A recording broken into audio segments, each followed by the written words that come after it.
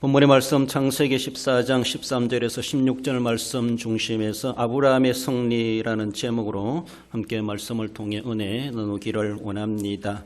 어쩌면 가정의 달이라 하는 5월을 보내고 어쩌면 호국 봉헌의 달, 나라 사랑의 달이라 할 수 있는 6월을 우리가 맞이했습니다. 우리나라 배경으로 바라볼 때 어느 때보다도 6월을 잊을 수가 없는 그러한 시절이 아닌가라고 볼 수가 있습니다. 오늘 본문은 아브라함의 승리란 자에 주시는 말씀, 이 승리와 실패를 말해볼 때 크게 전쟁적인 개념으로 바라보면은 전쟁에 승리하는 자가 있는가 하면은 전쟁에 패배하는 자가 있다라고 말할 수가 있죠. 긍정적인 결과와 부정적인 결과이다라고 말할 수가 있는데, 이러한 전쟁이라고 하는 것은 어쩌면 인간 시조 때부터 있어 왔지 않았나 그렇게 말을 할 수가 있고, 우리 인간사는 전쟁의 역사이다 이렇게도 말하게 됩니다. 개인적인 싸움, 어쩌면 가족적인 싸움, 민족, 국가적인 싸움, 어쩌면 더 나아가서는 세계적인 싸움, 세계대전이 이루어지는 것을 볼 수가 있습니다. 언제 그런 일이 벌어질지 알지 못하는 그런 가운데 우리는 오늘도 살아가고 있다라는 것을 볼 수가 있죠.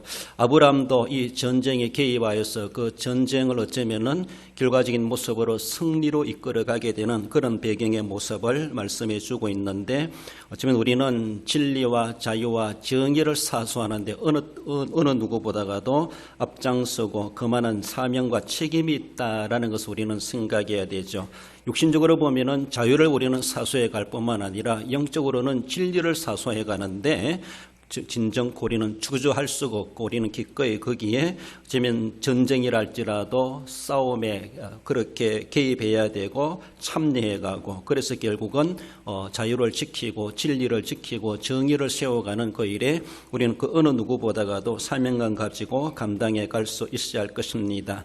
인간사가 전쟁사라면은 전쟁을 한다면 기필코 이등 없는 전쟁이 있을 수가 없다라고 말하는 것처럼 분명히 승리하는 전쟁을 이루어 가야 될 것을 말씀하죠. 우리가 교동문에서 본 것처럼 사람의 많고 적음에 따라서 전쟁의 승리라는 것이 아니라 하나님을 주인으로, 하나님을 우리의 하나님으로 삼을 때 하나님은 승리케 하신다. 전쟁이 하나님이시다라고 말하는 것처럼 그 하나님이 함께 하실 때 우리는 분명히 우리 형편과 사정과 처지와 조건이 어떠하다 할지라도 승리를 거두게 하시는 우리 하나님이심을 말씀하고, 그 무엇보다도 영적으로 우리는 정말로 승리자가 되어야 된다는 것을 우리는 늘 생각하며, 대적마귀를 무찌르고 우리는 결단코 주님의 승리에 참여해가는 우리의 모습이 되고 한국교회가 되고 우리 대한민국이 될 수 있어야 할 것입니다. 본문으로 돌아와서 아브라함의 승리라는 자에 주시는 말씀, 먼저는 사로잡힌 자들을 구원하는 구출하는 이러한 전쟁에 아브라함이 개입하게 되는 것을 볼 수가 있죠. 전쟁이 이루어지고 있는데 아브라함 시대도 어쩌면 집단 전쟁이 시행되게 된 것을 본문은 배경으로 하고 있죠. 서로가 동맹을 맺고 연합군을 조직하여서 또 상대방의 연합군과 그래서 연합 전쟁을 펼쳐가고, 어떤 이는 그 당대의 세계대전이다 그렇게도 표현할 만큼 그 당대의 팔레스타인 그 중심으로 큰 싸움이었다 그렇게도 표현하고 있습니다. 이 전쟁에 아브라함이 개입하게 되는 것을 볼 수가 있죠. 그의 개입의 목적은 어쩌면은 롯을 구원하고자 하는 하나의 목적이기도 하겠지만은 분명한 목적 의식을 가지고 있었고, 또 결코 그것이 하나님이 원하시는 뜻이라고 하는 것을 아브라함은 이미 감지하지 않았나라고 볼 수 있습니다.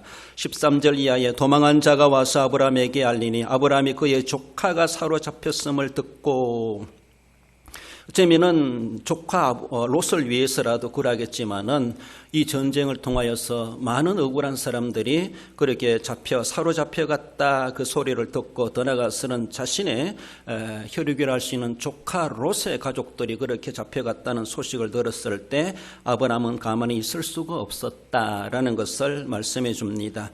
인간의 역사는 전쟁의 역사로 그렇게 말하고 있는데, 우리 이미 말씀 나눈 것처럼 개인이나 집단이나 사회나 민족적인 싸움은 어쩌면 예수님 오시는 그날까지 계속 이루어지는 그런 전쟁사, 인간사가 이어져 갈 것이다. 그렇게 말합니다. 왜 이래 사람들이 싸움을 하는가? 어떤 사람은 그렇게 말해요. 아리스토텔레스가 인간은 정치적 동물이기 때문이다. 그래서 싸움을 한다. 이렇게 말한다고 하는데 그만큼 정치적이라고 하는 것은 자신의 이익을 위하여서 자신의 피해를 막아내기 위하여서 이러한 명분을 가지고 정치적인 마음을 가지고 그렇게 전쟁할 수밖에 없다. 가만히 당하여 있을 사람은 아무도 없다라는 것이죠. 이런 모습 속에서 정치적 동물이 인간이기 때문에 꿈틀거리게 되고 반응을 보이게 되고 정말로 안 되는 줄 알면서도 덤벼드는 이런 일들이 일어나는 것, 이것이 바로 정치적이고 감정을 가진 인간들의 그런 성향이 아닌가라고 볼 수가 있습니다. 우리는 그것을 잘 조절해 가야 되는데 조절하지 못하니까 지금 그 이상의 과하게 행동함으로 시작한 것 도리어 후회할 만한 그런 결과가 나오는 것을 볼 수가 있죠. 이런 싸움은 시조 때부터 아담 하와 때부터 그렇게 이미 시작되었다라고 볼 수가 있죠. 선악과 따먹은 일로 인해서 하나님이 거기에 나타나셔서 말씀하셨을 때 아담은 하와에게 또 하와는 뱀에게 서로가 핑계 삼아가며 자신의 어떤 그런 죄에 대해서 남에게 전가시키는 탓해버리는 이런 일들도 어쩌면 아담과 하와가 갈등이 시작되는 이것이 이미 그 초기 시대부터 있지 않았나 그런 모습을 볼 수가 있고 그의 아들 가인과 아벨의 시대에 살인사건까지 벌어지는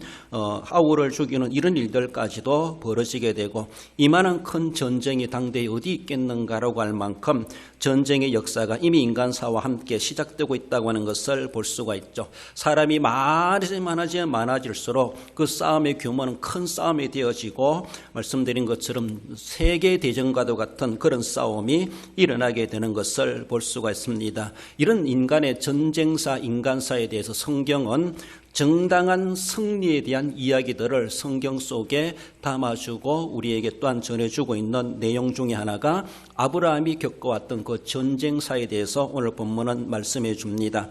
아브라함 시대에 가나안의 부족들이 격돌하면서 본문에 나오는 14장 1절부터 바라보면은 동방 신할 땅 중심으로 4명의 왕이 연합을 조직을 합니다. 1절에 나오는 것이죠. 그리고 2절에 가면은 서방 소돔을 중심으로 5개의 부족의 왕들이 조직을 해가지고 연합을 해서 서로가 단결을 하게 되죠. 그래서 4명의 연합군과 5왕의 연합군이 격돌하게 되는 전쟁을 하게 되었다라는 것이 본문의 배경의 모습을 이야기해 줍니다. 당대 이것은 그만큼 오늘 우리는 세계대전이라 말할 만큼 그 지역에서는 그만큼 큰 싸움으로 기록될 만큼 당대의 세계대전이다 이렇게 말씀을 하기도 합니다. 하지만 성경의 감신사에서는 그들이 어떤 연합을 했든지 어떤 부족들이 싸움을 하든지 간에 성경은 거기에 나타나고 있는 아브라함을 주인공으로 삼고 이 성경의 무대로 아브라함을 등장시켜주는 것을 볼 수가 있죠. 그런데 동방 4명의 연합군과 5왕의 연합군이 전쟁을 하는 그런 가운데 어쩌면 5부족과 4부족이 싸운다면 어느 부족이 이겨야 되겠습니까? 수요로 바라본다라면은 분명히 5부족, 5왕이 연합했으면 4명의 왕이 연합한 것을 이겨야 되는데 오늘 본문에 앞서 있는 배경으로 바라보면은 동방 4왕의 연합군이 서방 5왕의 연합군을 이기는 양상으로 전쟁이 그렇게 흘러가게 됩니다. 그래서 5왕의 부족에 속해 있는 그곳이 바로 소돔이죠. 그 소돔에는 롯이 살고 있었습니다. 그래서 5부족이 도리어 위기를 당하고 쫓김을 당하는 그런 가운데서 4왕의 부족들에게 도리어 소돔 사람들이 사로잡혀가는 그런 불상사가 일어나게 되었고 거기에 속해 있는 자가 롯의 가족이었다라는 것을 본문은 그렇게 말씀해 주십니다. 그래서 롯도 그 가족들과 함께 사로잡혀갔다라는 것이 도망자로 통해서 아브라함이 보고를 받게 된 것을 본문의 배경으로 말씀해 주십니다. 아브라함이 사로잡힌 자들을 찾기 위하여서 그는 군사를 이끌고 그 전쟁에 개입하여 출전하게 되는 것을 볼 수가 있죠. 아브라함의 개입은 분명한 목적이 있습니다. 약탈자들에 대해서 응징하는 것이죠. 그래서 부정하게 불법으로 그렇게 남들을 위협하고 압제하는 그들에 대해서 가만히 있을 수가 없는 정의감이 있는 아브라함이다라고 볼 수가 있습니다. 더 나아가서는 사로잡힌 그 롯과 그 부녀들, 아이들, 그 사람들을 구출해내기 위한 하나의 목적으로서 아브라함이 그 전쟁에 개입하게 된 사연을 보여주고 있습니다. 참으로 정당한 싸움에 나서는 아브라함의 출전의 정당성을 그렇게 말씀하고 있습니다.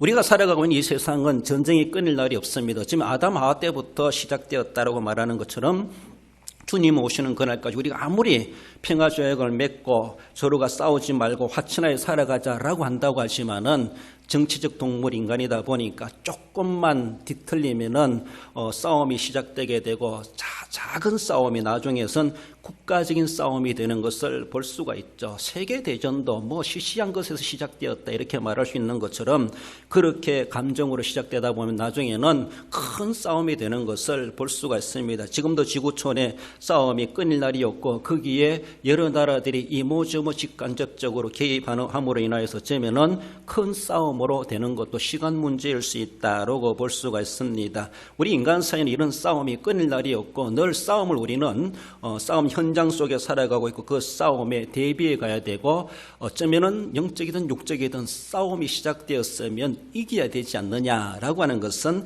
우리는 그런 결과적인 모습으로 목적을 가지고 있습니다.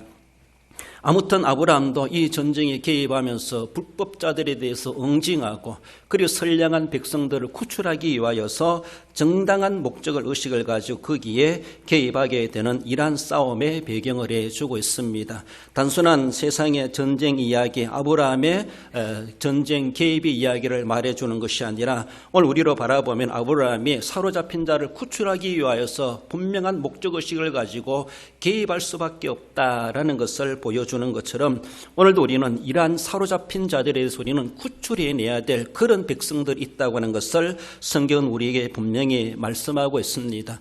마귀에 사로잡혀 끌려가는 자들이 있습니다. 흑암의 권세에 불신의 세력에 우상에 사로잡혀 있고 미신에 사로잡혀 있고 이단에 사로잡혀 있고 자기 세상의 육신의 정욕에 사로잡혀 있고 교만과 죄의 올무에 빠져가지고 그것이 다인 양 그래 살아갈 수밖에 없는 것처럼 그것을 그렇게 살아가고 있는 백성들 그것이 죄인 줄도 알지도 못하고 그것이 자신의 장래가 어떻게 되는가를 알지도 못하고 살아가고 있는 그렇게 사로잡힌 자들이 많이 있다고 하는 것을 분명한 성경이 말씀하고 있습니다. 그 사로잡힌 자를 구출해내도록 하기 위해서 예수님이 이 땅에 오셨고 이 땅에 교회를 세우셨고 오늘도 교회가 존재한다라면은 그런 전초 기지로서의 그런 사령부와도 같이 교회가 그 구출해야 될 대상자들을 구출하도록 하기 위해서 하나님이 이 땅에 교회를 세우셨고 우리를 십자가의 정병으로 삼으시고 그 현장에 우리를 투입하고 계시다라는 것이죠.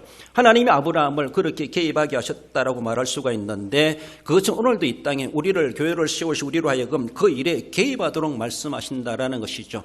하나님의 전쟁이라는 것이죠. 하나님의 이름으로 하나님의 뜻을 이루기 위해서 마귀에 사로잡힌 자들을 흑암의 근세에 사로잡힌 자들을 불신의 세력에 사로잡힌 자들을 자신들이 지은 죄에 대해서 회개할 줄도 모르고 살아가는 이들 우리도 주일마다 와서 우리의 죄를 회개하지만은 가만히 생각해보니 세상 사람들은 죄인 줄도 모르고 일주일마다 회개할 줄도 모르고 살아가는 그들의 죄들은 얼마나 누적되어 있겠는가라고 말할 수가 있습니다. 물론 아무리 많이 누적된다 할지라도 한꺼번에 예수님의 보혈로 다 씻음을 받을 수 있는 예수님의 보혈의 능력이 있지만은 그나마도 우리는 매주일마다 와가지고 회개 기도하고 하나님 앞에 자신을 내어 보여드리며 또 나가서 또 죄를 짓는다 할지라도 또 주님 앞에 와서 반복적으로 회개하고 또 사정을 받는 이런 은혜가 얼마나 큰가라고 볼 수가 있습니다. 세상 사람들은 죄인 줄도 모르고 거기에 자신의 사로잡혀 올무에 거하고 있는 것도 알지도 못하고 자신의 죄의 무게가 엄청 늘어나고 있고 양이 늘어나고 있고 그 죄값에 대해서 하나님 앞에 섰을 때에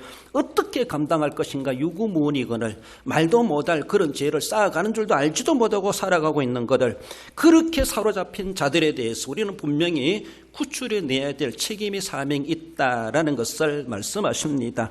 롯이기 때문이 아니라 정말로 그들이 롯이기 때문에 아브라함도 의미가 있는 것처럼 그들은 그리스도 안에서 구속함을 받아야 될 우리의 전도 대상자들이 하나님이 찾으시는 잃어버린 양들이다.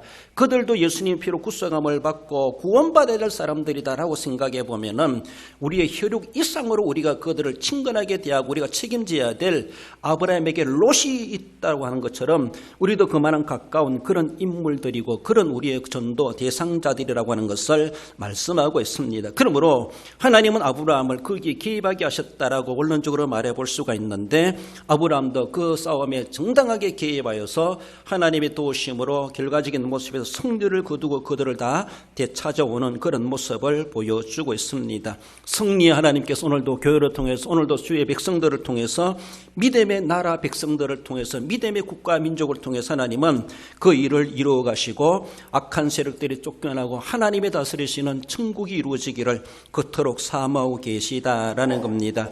디모데후서 2장 26절에 보면은 그들로 깨어 마귀의 올무에서 벗어나 하나님께 사로잡힌 바 되어 그 뜻을 따르게 하실까 함이라고 말하고 있습니다. 그렇습니다.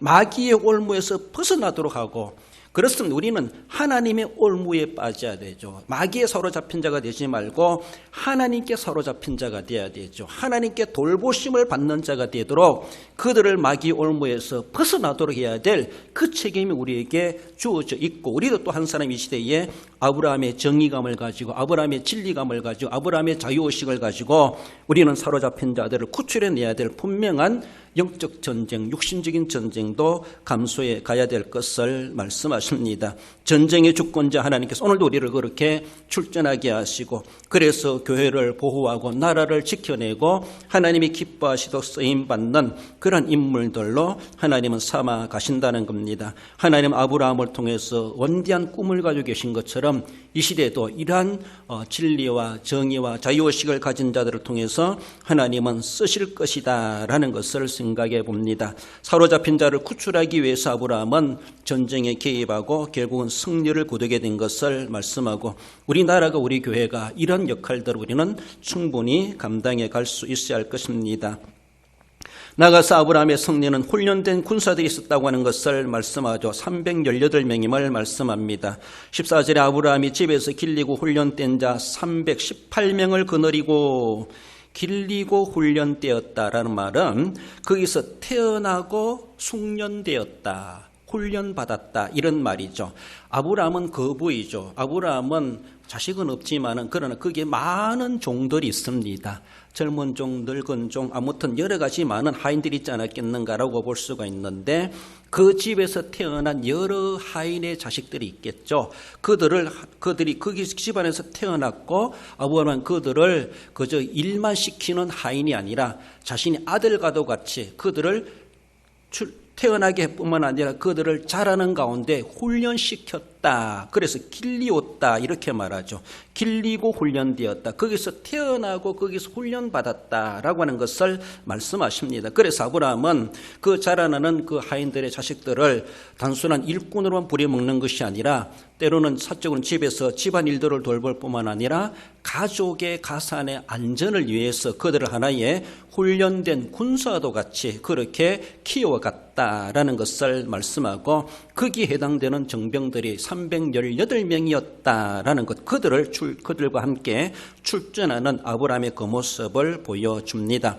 훈련된 자가 필요할 때 하나님은 쓰시기도 하십니다. 훈련돼야 되죠. 그래서 하필이면 318명이니까 알 수 없지만은 319명도 될 수 있지 않았겠는가라고 볼 수 있는데 아브라함이 선별했겠죠. 그래서 그래도 이 전쟁에 출전할 만한 인물들을 그렇게 뽑아봤을 때 그 인원이 더 이상이 될 수도 있었겠지만은 그가 뽑은 사람은 318명이다. 숫자에 뭐 그런 의미가 있는 것은 아닙니다만은 그러나 319명째 들어올 수 있는 어떤 젊은이도 있었겠죠. 그러나 아브라함이 볼 때는 그것으로 딱 끊었다는 것입니다. 그러므로 훈련된 자가 쓰임 받는다는 겁니다. 그렇습니다. 전쟁에 개입한다 할지라도 출전한다 할지라도 난 출전 안 하니까 좋다라고 할지 모르지만은 어쩌면은 부정적으로 보면 쓰임받지 못한다는 것이죠. 갈로 받게 된다는 겁니다. 얼마나 불행스럽습니까? 좋은 일이든 어떤 일이든 내 주인이 하고자 하는 주인의 뜻을 이루어가는 일에 내가 거기에 쓰임받을 수 있다고 하는 것은 영광이고 명예입니다. 가문의 영광이기도 하죠. 그렇습니다. 쓰임받기 위하여서 그들을 그렇게 길리고 훈련시켜 놓았습니다. 어떤 일이든 필요한 자로서 멀티플레이 어디를 갖다 놔도 해낼 수 있는 그런 능력 있는 자들로 아브라함 그래도 훈련시키지 않았겠는가. 아직도 훈련이 덜 된 사람들은 이 범주 안에 들어가지 못했을 것입니다. 그렇습니다.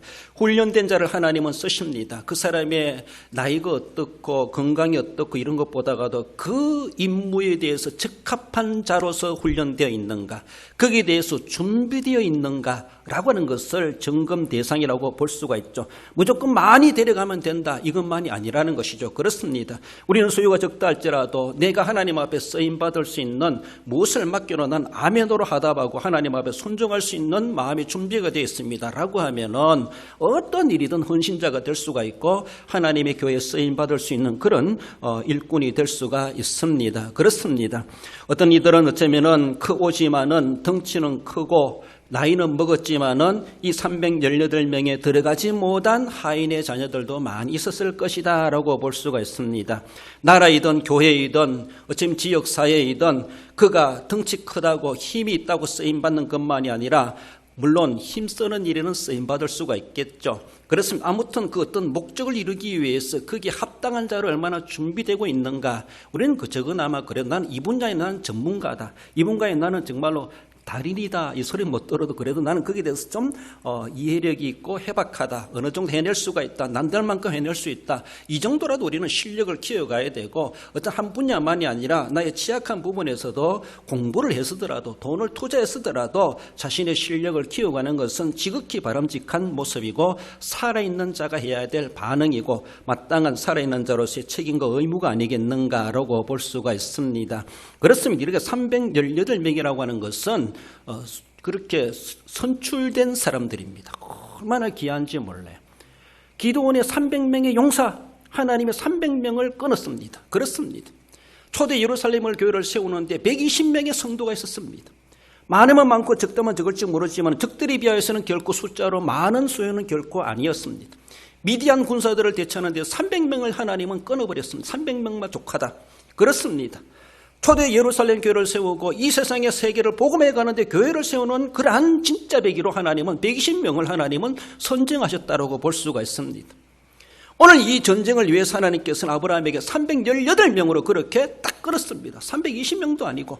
아무튼 하나님은 그 숫자에 연연하지 않으시지만은 하나님이 그렇게 선정해 주신 일꾼이다라고 하는 것이 얼마나 귀한지 몰라요. 아무튼 남들이 볼 때는 참 해말만하다, 그렇게 능력 있고 실력 있다, 참 그렇게 보일지 모르지만은 하나님이 보실 때는 그는 아니다라고도 볼 수가 있다라는 것이죠. 그러니까 우리는 얼마나 하나님 앞에 적격자로 늘 준비되고 쓰임받기 합당한 자로 세워지고 있는가를 우리는 늘 생각해야 되죠. 그렇습니다. 이 땅에 우리를 구속하시기 위해서 보내실 메시아는 아들 대신 예수 그리스도 외에는 더 이상 적임자가 없었다는 것을 우리 아버지께서 아시고 그를 이 땅에 보내셔서 우리를 위해서 대속의 제물이 되게 하신 것, 거기에 적임자가 된다고 하는 것이 얼마나 귀한지 몰라요.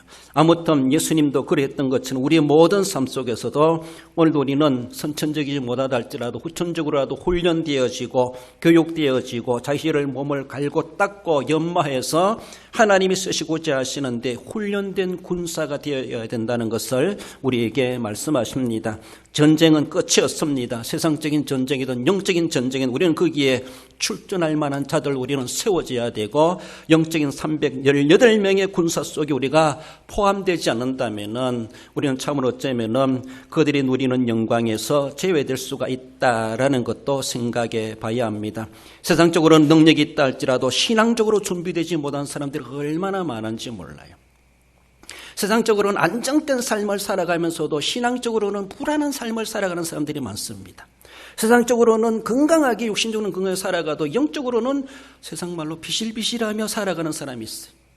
세상적으로 뭔가 확실한 주관을 가지고 자신의 주장을 가지고 자신의 어떤 자존심을 가지고 살아가면서도 신앙적인 모습에서는 물인지 기름인지 구분도 안 되는 믿는 건지 안 믿는 건지 구분도 안 되는 그런 모습을 희미한 그런 모습을 보이는 신앙적으로 아무런 주관도 없이 교회 다니는 그런 사람들도 있지 않겠는가라고 볼 수 있습니다.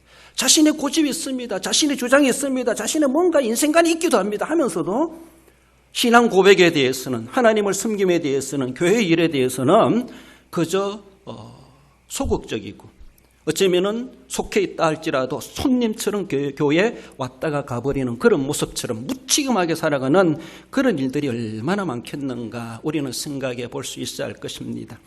우리 기독 청년들을 바라보면서도 우리 아들도 지금 취업 준비하고 또 시험을 앞두고 있습니다만은 저는 그런 기도를 해봅니다. 하나님, 우리 청년들의 앞길을 인도해 주시옵소서.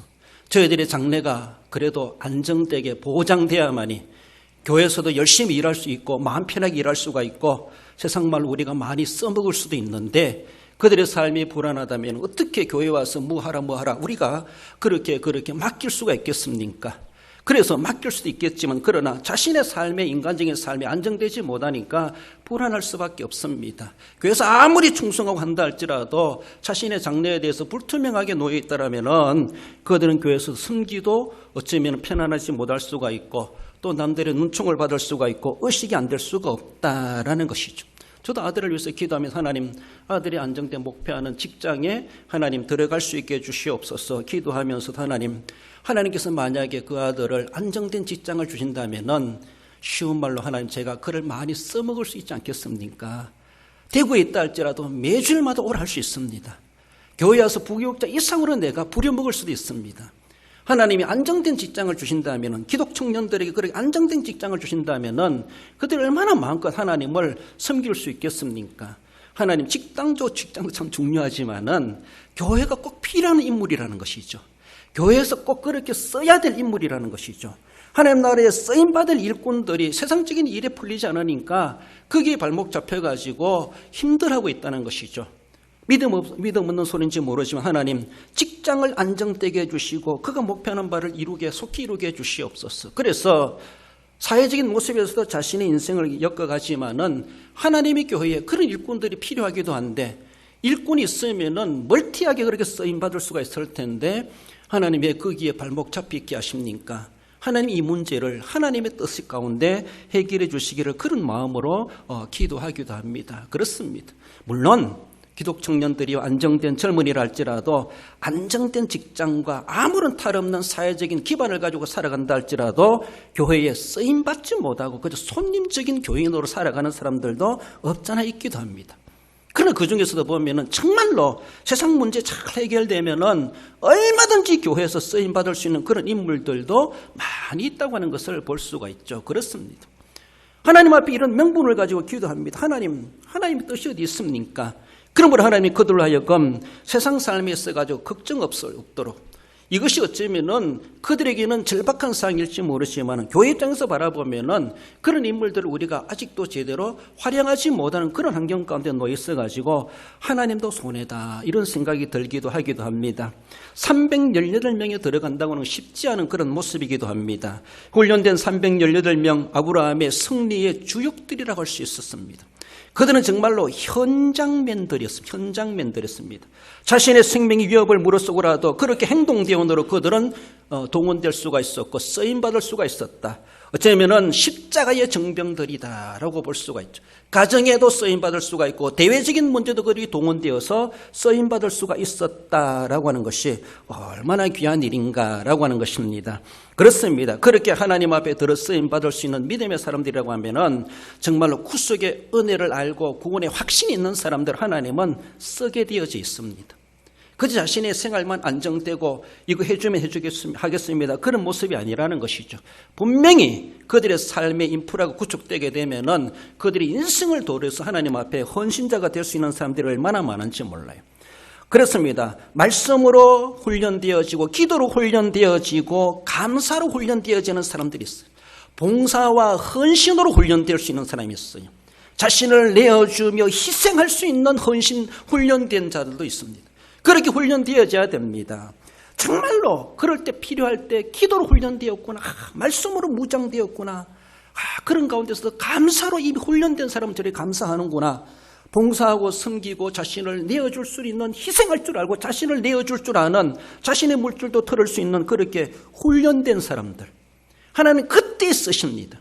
그래서 그들에게 건강을 주시든지 능력을 주시든지 물질을 주시든지 그들의 기도를 들어주시든지, 하나님의 필요할 때 쓰임받을 수 있는 인물이 되었을 때, 내가 필요할 때 하나님도 내 일에 개입하셔서 나의 필요를 채워주신다는 것이죠. 그러니까 어느 누구도 아브라함의 군대를 능가할 수가 없었고 아브라함을 이길 수가 없었다고 하는 것을 볼 수가 있죠.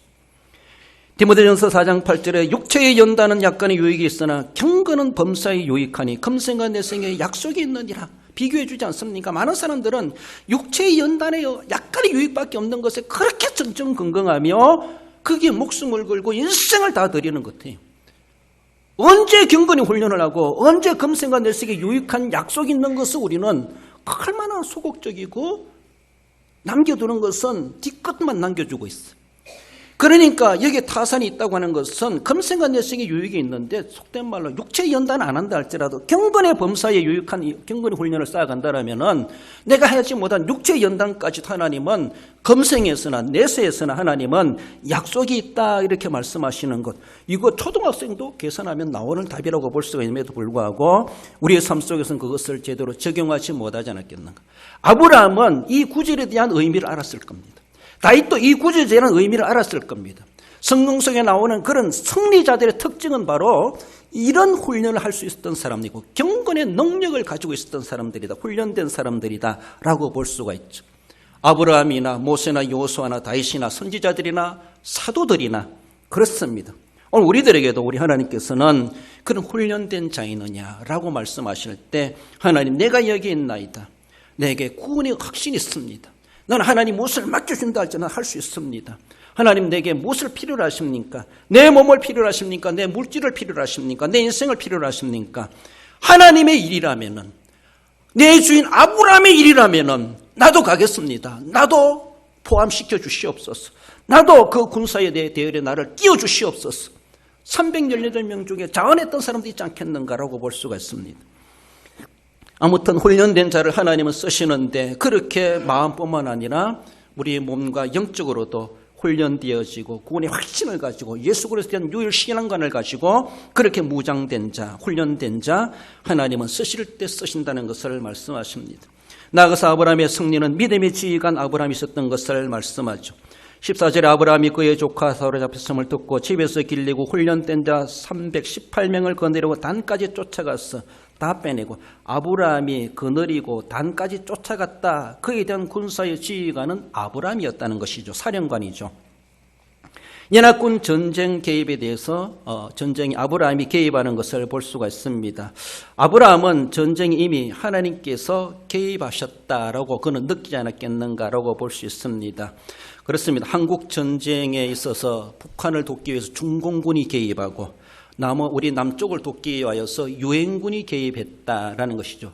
유엔군은 미국 군인만이 아니죠. 16개국이 연합해서 그래서 유엔군의 이름으로 개입했다고 하는 것은 우리가 북침한 것이 아니라 남침을 받았다라는 것을 그들이 인정하는 겁니다. 그렇잖아요. 우리는 침략자가 아니라 우리는 침략을 받았다라는 것이 유엔이 이미 이것을 알고 있다는 것이죠. 그러니까 억울함을 당하는 저 남쪽을 돕자라고 해서 세계 군대가 조직돼가지고 유엔군으로 조직돼가지고 우리 남쪽을 살리기 위해서 그렇게 인천 상륙작전을 통해서 개입했다라고 볼 수가 있어 보는 것입니다. 그렇습니다.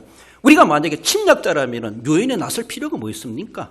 침략자인데 도리 응징을 해야 되죠. 그렇지 않습니까? 우리는 침략을 당한 자들입니다. 결코 북침한 것이 아니라 남침당했습니다. 이런 모습 속에서 정당한 싸움을 위하여서 유엔이 개입하게 했던 것이죠. 그것도 승리에 하나님이 그렇게 승리하셨다라는 것을 볼 수가 있습니다. 가나안에 하나님께서 아브라함을 오게 하시는 것도 하나님의 지시에 따라서 갈 바를 알지 못하고 아브라함은 왔고 그리고 살아가는 그런 모습에서도 하나님 아브라함의 모든 일구수일투족을 하나님은 다 보고 계셨다라고 볼 수가 있습니다. 아브라함의 모든 일에 하나님은 개입하시고 아브라함의 가는 곳마다 형통하게 하셨다라는 것을 볼 수가 있죠. 원창게도 그가 애굽에 내려갔을 때 자신의 예쁜 아내 사라가 너무나 예쁘게 왕에게 보였을 때 왕이 취하려고 했을 때 하나님은 바로를 경고하시면서 손대지 말라라고 12장 17절에 나오는 것을 보면은 그 아브라함의 가정을 지켜주시는 하나님께서 늘 개입하고 계시고 그가 어디로 가든지 아브라함의 실수적인 일이랄지라도 하나님이 다 수습해 주시는 그런 모습을 볼 수가 있습니다. 이번 전쟁의 개입도 어쩌면은 당면한 큰 문제를 두고 아브라함은 하나님께 기도하지 않았겠는가라고 볼 수가 있는데 한번 물어봅시다. 아브라함이 개입하니까 하나님이 개입하셨습니까? 하나님이 개입하시니까 아브라함이 거기에 순종했습니까? 어느 것일 것 같아요? 저는 둘 다 아니겠나 그런 생각이 들어요. 아브라함이 물론 하나님 뜻을 묻고 기도하고 하나님의 뜻을 따라서 모든 것을 결정하고 움직이겠지만은 아브라함이 하나님께 묻지도 않고 애굽에 내려갔을 때 실수를 저질렀을 때도 하나님 뜻이 아니었을 겁니다. 그러나 하나님은 그 뒷수습을 다 해주십니다. 그러니까 하나님이 안 했는데 아브라함이 저질러 놓으니까 하나님이 해결해 주십니다. 이 문제는 과연 어떠할까? 아브라함이 개입하니까 하나님이 개입하셨는가? 하나님의 뜻인 줄 알고 아브라함이 그렇게 개입했을까? 선은 누구고 후는 누굴까? 이런 생각을 해보기도 합니다. 아무튼 아브라함도 섣불리 행동하는 사람이면 단순한 감정, 정치적인 성장만 가지고 했다라기보다 하나님의 뜻일 것이라는 것을 확실히 확신하지 않았겠는가? 이게 원론적인 답이라고 볼 수가 있죠. 그렇습니다. 아무튼 그러나 아브라함이 섣불리 행하는 행동들이랄지도 하나님이 그의 실수와 잘못도 다 해결해 주시기까지 하시는 그런 모습을 볼 때 참 아브라함 참 복 있는 사람이고 가는 곳마다 하나님이 그를 지켜주시고 인도해 주시는구나. 아브라함의 실수까지라도 하나님은 다 막아주시고 선하게 바꾸어 주시는 그런 모습을 바라볼 때 그렇게 하나님 앞에 쓰임받는 아브라함의 그 모습을 봅니다. 15장 1절에 보면 이후에 여호와의 말씀이 환상 중에 아브라함에게 임하여 이르시되 아브라함아 두려워하지 말라. 나는 내 방패요 너는 너의 지극히 큰 상급이니라. 이후라고 하는 것, 이 사건 이후를 말하고 있습니다. 그리고 하나님 그에게 나타나시면서 그에게 다시 한 번 더 하나님과의 관계를 그렇게 확인시켜 주시는, 두려워하지 말라. 나는 내 방패요 너의 지극히 큰 상급이니라. 나는 너의 상급이다. 그래서 하나님을 떠나 살아갈 수 없고 늘 하나님과 깊은 관계를 맺으며 살아가는 성도의 그 모습이 되어야 될 것을 우리에게 말씀하십니다. 우리가 하는 모든 일 하나님은 개입하시는 것이죠. 그렇습니다. 아브라함 여기 훌륭한 군대 지휘관으로 여기에 나타나가지고 318명의 군사를 이끌고 그 많은 연합군들을 싸우려고 뒤쫓아가는 이러한 일들, 무모한 일들을 벌여가는 것을 볼 수가 있습니다. 참 믿음의 지휘관이 있다고 하는 것이 얼마나 귀한지 몰라요. 그렇습니다. 지난 5월 25일 날 경북 군성교회 총회사는 경북 군성교회에서 주관하는 전방 화천 7사단에 그게 짜장면 파티 해주러 간다고 해서 그래서 집사람과 둘이 남몰래 갔다 왔습니다만은 소문내지 않고, 그래서 경북에 있는 군사나 경북 군성이 한 100여 명의 버스 세대 대절해가지고 그래 다녀왔습니다. 7사는 신병교육대 같죠. 신병교육대. 전부 다 아직 군번도 없는 아이들, 그리고 이틀 전에 돌아와서 군복도 받지 못한 신입생들도 있게 됐습니다. 한 1000여 명이 거기에 신병들이 있는데 짜장면을 나눠주고 그러게 또 위로해주고, 그 전에 이제 예배를 드리는데 식당에서 예배를 항상 앉아서 예배를 드리는데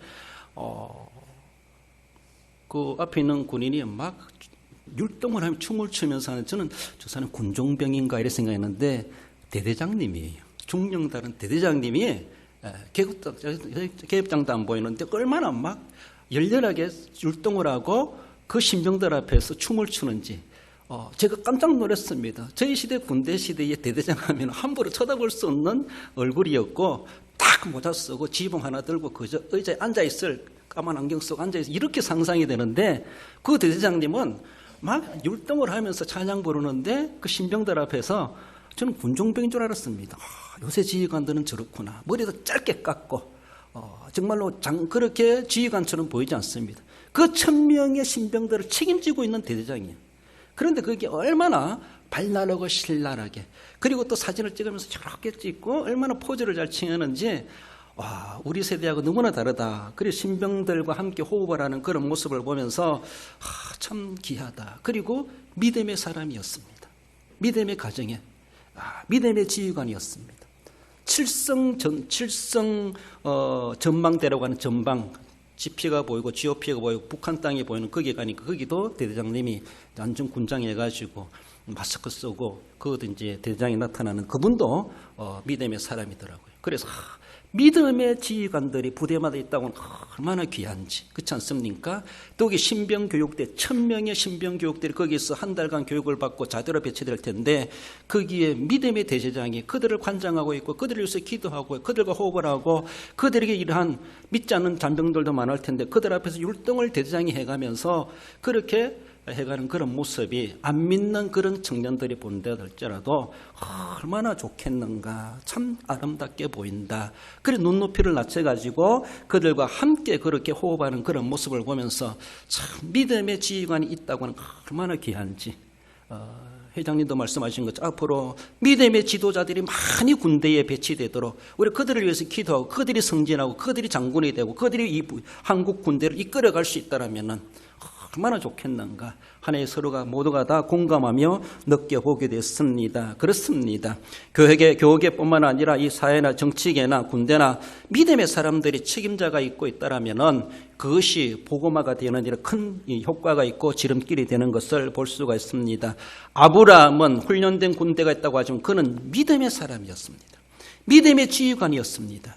그러니까 자신의 단순한 감정에 휘둘리는 것이 아니라 용기만 있는 것이 아니라 하나님의 뜻을 묵상하며 하나님이 여기에 뜻이 계시다라고 하는 것을 그는 분명히 판단하지 않았겠는가라는 겁니다. 15절에 그와 그의 가신들이 나뉘어 밤에 그들을 쳐부수고 다메섹 왼편 호바까지 쫓아가 이 북쪽 끝까지 쫓아가가지고 그들을 쳐부수고 거기에서 다 구출해냈다라는 것이죠. 기드온의 300명이 메뚜기 떼처럼 들어왔던 미디안들을 무찌르고 거기에서 하나님은 극적으로 승리를 이루게 하신 것처럼 하나님은 아브라함을 통해서 그렇게 역사하시고 오늘도 믿음의 사람들을 통해서 그 일을 이루어 가신 우리 하나님이심을 말씀하십니다. 요수에게도 말씀하시죠. 1장 9절에 강하고 담대하라, 두려워하지 말며 놀라지 말라. 내가 어디로 가든지 내 하나님 여호와가 너와 함께 하느니라 하시니라. 그렇습니다. 우리가 가는 길에 하나님이 함께 하시고 형통하게 하시겠다라는 것, 믿음의 지휘관으로 믿음의 사람으로 이 시대에 우리가 하나님 앞에 나는 지휘관이 아니라 할지라도 하나의 병사에 있다 할지라도 믿음으로 무장된 자를 하나님은 귀하게 쓰신다는 것을 기억하십시다. 말씀을 맺습니다. 생명 구원의 분명한 목적을 위해서 우리는 싸워야 될 것입니다. 분명한 목적이 있는가? 우리는 진리를 위해서, 자유를 위해서, 정의를 위해서 분명히 싸움의 목적을 가지고 나아가야 합니다. 영육으로 훈련되어서 쓰임받는 자가 되어야 될 것을 말씀하죠. 하나님의 뜻을 위하는 지도자, 내 감정, 내 유익, 내 뜻, 내 정치적인 자리를 위한 것이 아니라 하나님의 뜻이 무엇인가? 그 뜻이라면 얼마든지 하나님 나를 쓰시옵소서. 내가 주님 앞에 헌신하겠습니다. 그런 자세, 범사에 하나님을 의지함으로써 승리하는 우리의 모든 삶이 되어야 할 것입니다. 우리가 나라 사랑의 달을 맞이했는데 한번 구호를 외치고 마치겠습니다. 한번 주목 한번 딱 집으세요. 저를 따라하면 됩니다. 진리와 자유와 정의를 위하여. 시작. 진리와 자유와 정의를 위하여.